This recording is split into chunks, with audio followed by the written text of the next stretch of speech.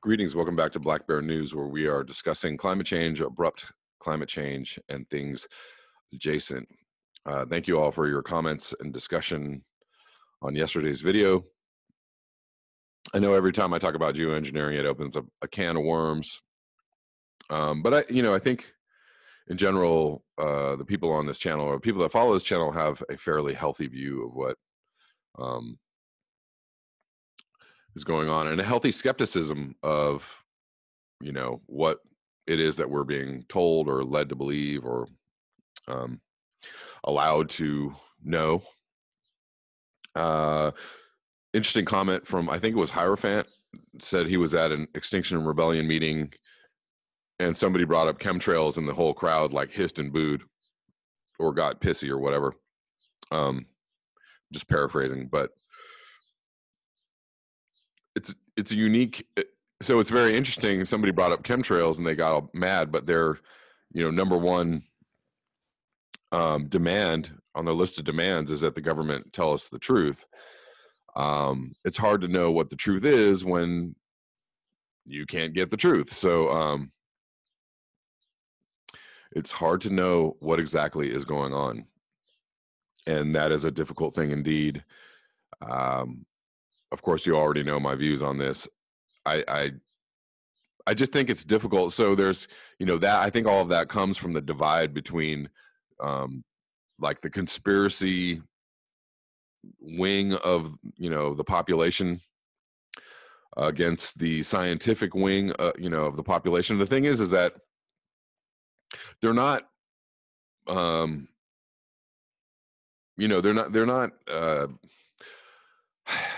they're not really so diametrically opposed that, as people would think. I think that some conspiracy theories or theories about things that are actually happening are based very much on fact and science. Some conspiracies are totally ludicrous, or way the hell out there and don't have a lot of basis in reality. Flat Earth thing. And I think that, I think geoengineering people get thrown into the conspiracy mix. And I think that's unfair. I think that's not, that's the problem, is that everything is so polarized and so divided that nobody can see the other, nobody can take nuance into the equation. And it's a difficult thing to, it's difficult to get your message across about geoengineering when when your position is, they're lying to us and they're doing all these things to us. And maybe climate change takes a back seat, or climate change may or may not even be the cause of our problems. And that is a huge disconnect in the messaging of geoengineering. And I think that's a problem with Dane Wigington's messaging, is that it's, geoengineering and they're doing all this stuff. Oh, and climate change is bad too. It's the reverse that. Climate change is the problem. Climate change is really bad. And they're probably doing some weird stuff we don't know about as well. That's probably not helpful, and that's probably very damaging to the earth and to what's going on, life systems, etc. They are lying to us. And again, number one demand on the Extinction Rebellion list of demands is that the government tell us the truth. The number one demand is that, there is a conspiracy, assumes that there's a conspiracy to lie to us. So I think the people on the left, let's call them, or the people that believe in climate change, need to calm down with the whole like, shut up, about geoengineering or chemtrails. You need to calm down on that. And the chemtrail people need to calm down on the like, oh, they're doing all this stuff to us. They're controlling all the weather all the time, all over the globe. Calm down on that. There's an in between, there's an in the middle, the middle way, the middle path.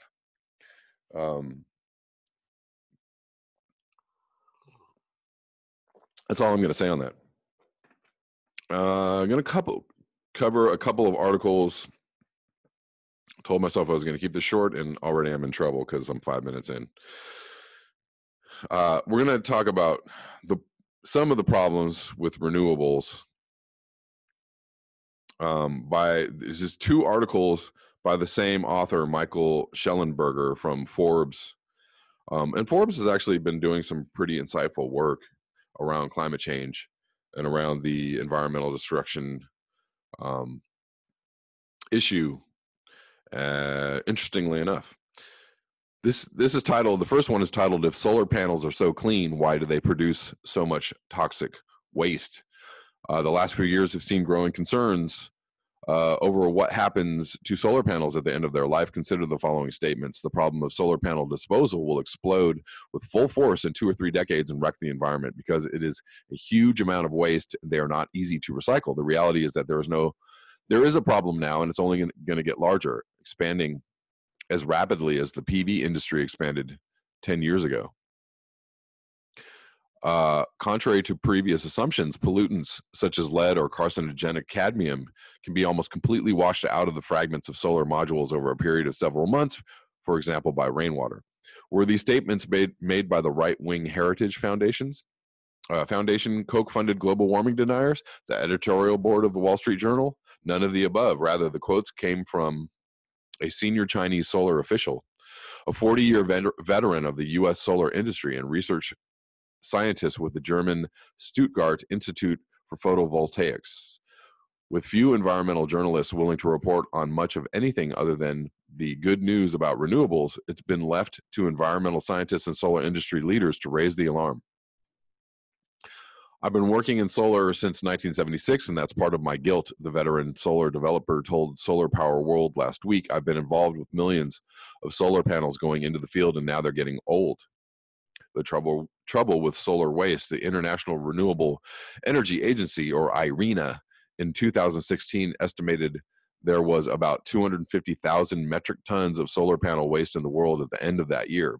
IRENA projected that this amount could reach 78 million metric tons by 2050. That's quite a jump. I don't know what a percentage jump that is. That's, thousands of percent. Solar panels often contain lead, cadmium, and other toxic chemicals that cannot be removed without breaking apart the entire panel.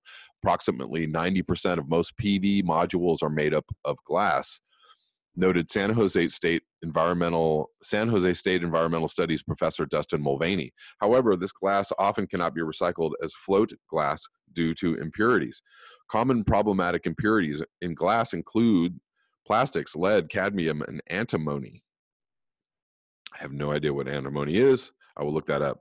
Researchers with the Electric Power Research Institute, or EPRI, undertook a study for U.S. solar-owning utilities to plan for end of life and concluded that solar panel disposal in regular landfills is not recommended in case modules break and toxic materials leach into the soil.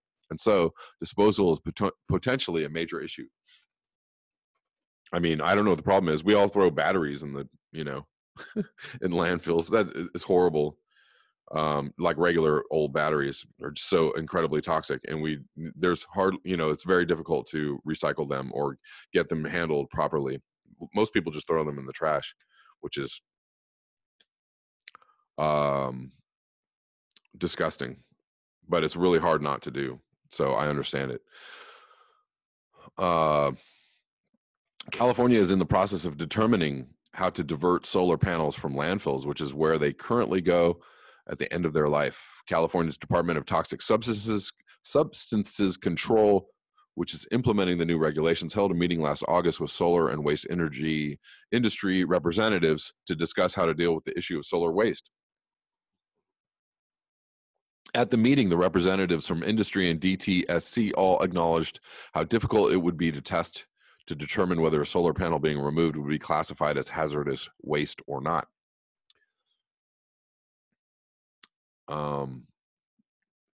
So I'm going to just kind of move through this article. I'm not going to read the whole thing because it's long. The fact that cadmium can be washed out of solar modules by rainwater is increasingly a concern for local environmentalists like the concerned citizens of Fawn Lake in Virginia, where 6,350-acre solar farm to partly power Microsoft data centers is being proposed. We estimate that there are 100,000 pounds of cadmium contained in the 1.8 million panels, Sean Fogarty of the group told me.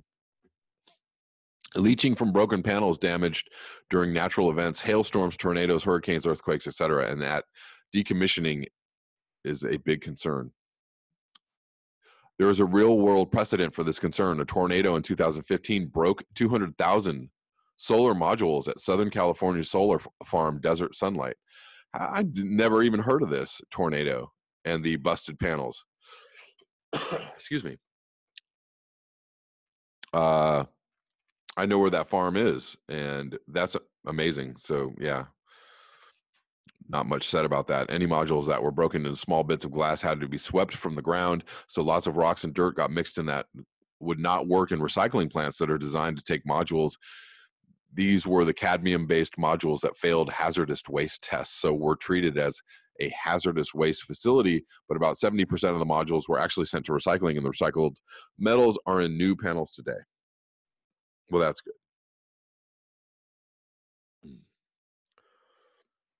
Chinese and Japanese experts agree if a recycling plant carries out every step by the book, their products can end up being more expensive than new raw materials. Can solar producers take responsibility? Customers have the option to use our services when the panels get to the end of the life stage. We'll do the recycling. They'll pay the price at that time. Yeah, so, this is just assuming that people are going to do the right thing. And are they going to do the right thing? Unless they're forced to do the right thing, unless there are laws in place, unless there's whole entities in place to take care of this, they're not going to do the right thing. They're mostly going to be sloppy, and this is just going to end up being a big problem.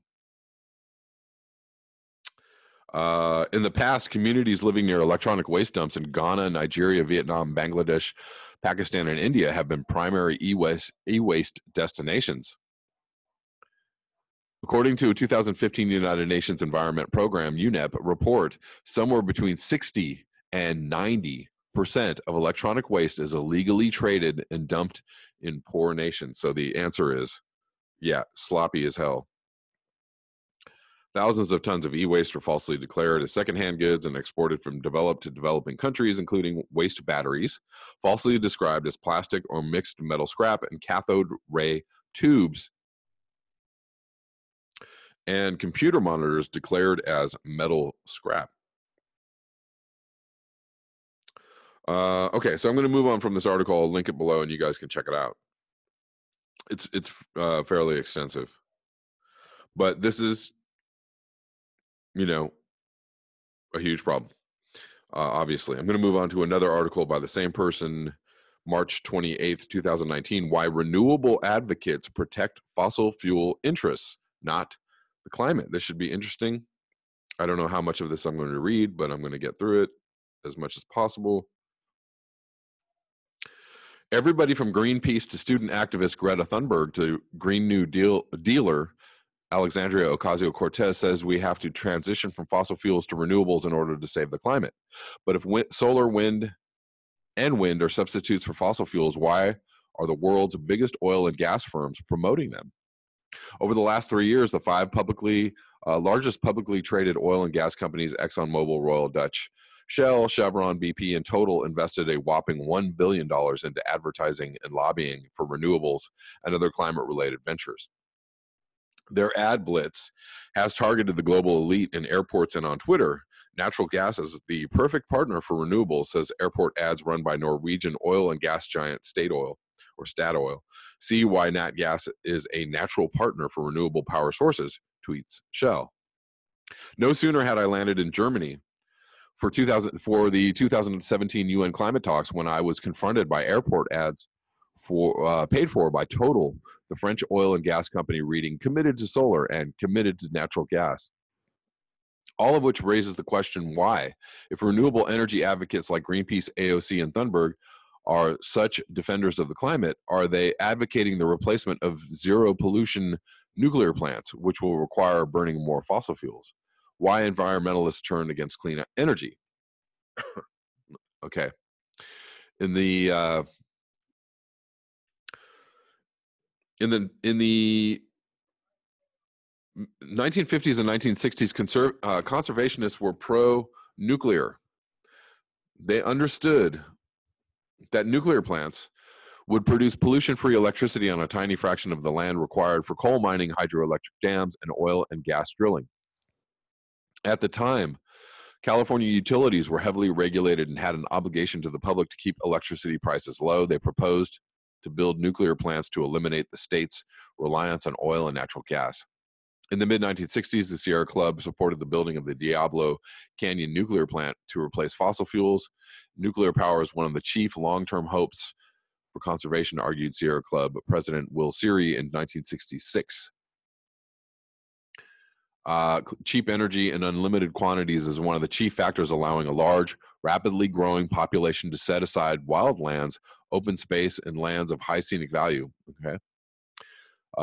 It also is the chief factor in allowing a large, rapidly growing population to destroy the planet hand over fist. In many, many other ways. Not everyone thought cheap energy was a good thing. If a doubling of the state's population in the next 20 years is encouraged by providing the power resources for this growth, countered club executive director David Brower, scenic character will be destroyed. And that is actually correct. More people making more things, using more things, destroying the land. That's how that goes. After weighing the arguments, the Sierra Club's board of directors voted 9-1 to support the building of Diablo Canyon. Would you be shocked to learn that the founding donor of FOE was Oil Man? Friends of the Earth. Okay, so in response, Brower quit and started a new group, Friends of the Earth. There's no more important issue in my life, said Brower, than to see that Friends of the Earth does everything it can here and abroad to stop the nuclear experiment. Would you be shocked to learn that the founding donor of FOE was oil man Robert Anderson, owner of Atlantic Richfield? He gave FOE the equivalent of $500,000 in 2019 dollars. What was David Brower doing accepting money from an oil man? His biographer wondered. The answer is that he was developing the environmental movement strategy of promoting renewables as a way to greenwash the killing of nuclear plants and the expanded use of fossil fuels. At the exact same time, California's former governor, Edmund Pat Brown, was raising $100 billion from U.S. banks for Indonesia's state oil company. In exchange, he received exclusive rights to sell Indonesian oil in California and a $360,000 donation to his son Jerry's campaign for governor. After he won, Jerry Brown's aides took action to defend the family's oil monopoly, one of them acting as an air pollution regulator, killed a refinery being built by Chevron, which would have completely competed directly with the Brown oil business. Jerry Brown is actually quite a friend of fossil fuels, by the way, while another worked to kill nuclear plants. By 1976, activists who feared that cheap nuclear energy would fuel overpopulation had taken over the Sierra Club. The organization's new executive director proposed a strategy to foment hysteria about nuclear in order to impose regulations to make nuclear expensive. Okay, so I see where this is going. Let's keep going a little bit farther. Greenwashing gas, Environmental Defense Fund, also got its start in California in the 1960s and 1970s. It created detailed energy forecasts purporting to prove that California didn't need to build nuclear plants because it could simply reduce electricity consumption. California couldn't, and massively expanded its use of natural gas instead. Today, EDF works with the world's largest multinational oil and gas companies to demand changes to regulations in ways that benefit highly capitalized firms and undercut smaller, less capitalized competitors. From 2009 to 2011, lawyers and lobbyists with EDF and NRDC advocated for and helped write mind-boggling complex cap-and-trade climate legislation that would have created and allowed its Wall Street donors to take advantage of a carbon trading market worth upwards of $1 trillion.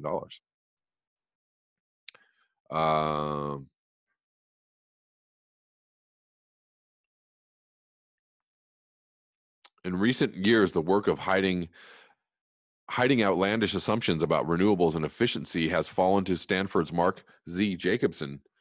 By simply entering numbers into an Excel spreadsheet, Jacobson managed to convince many politicians, journalists, and activists that we can power the world on 100% renewables.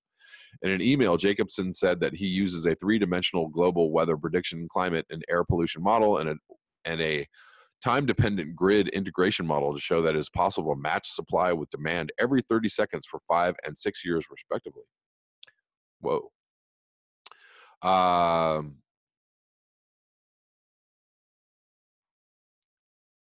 Man, this is a very detailed article. And I wish I had more time to read the whole thing. Sierra Club and EDF have received a minimum of $136 million and $60 million, respectively, from oil, gas, and renewables investors, and are currently working alongside the American Petroleum Institute to kill nuclear plants in California, New York, Ohio, and Pennsylvania. Well, I have very mixed feelings about this article.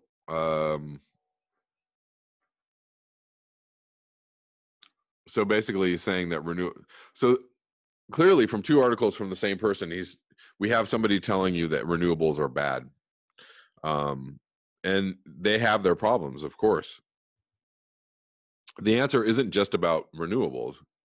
And the answer is definitely not nuclear power.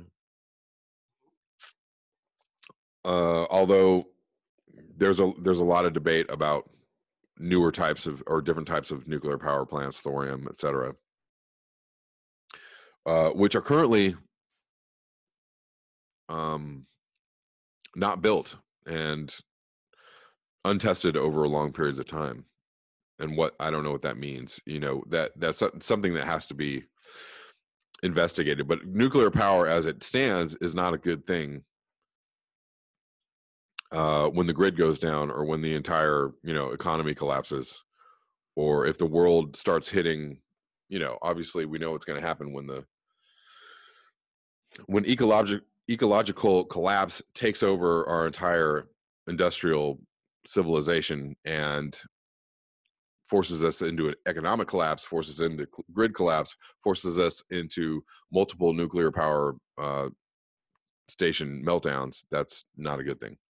And we don't know where to store nuclear waste currently in a safe way. So,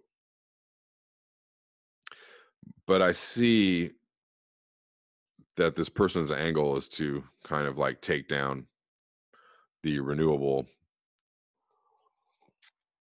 movement. And I don't know if he's giving us any answers beyond like, let's go nuclear. I don't know.